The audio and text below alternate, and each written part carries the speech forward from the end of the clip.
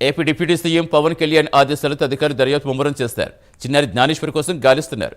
జిల్లా ఎస్పీ బిందు మాధవ్ ప్రత్యేక చొరవ తీసుకుని నేషనల్ డిజాస్టర్ ఫోర్స్ నుంచి 30 మంది బృందాన్ని తరలించారు. దట్టమైన అటవీ ప్రాంతమైన నల్లగొండకు చేరుకుని గాలింపు చర్యలు చేపట్టారు.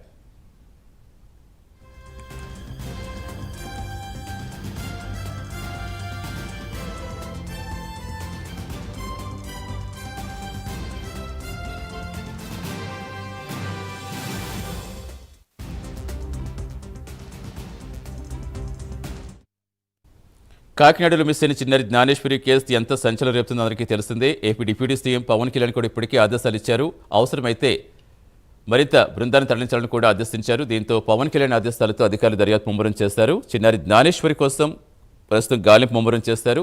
జిల్లా ఎస్పీ బిందు మాధవ్ ప్రత్యేక చొరవ తీసుకుని నేషనల్ డిజాస్టర్ ఫోర్స్ నుంచి 30 మంది బృందాన్ని తరలించారు.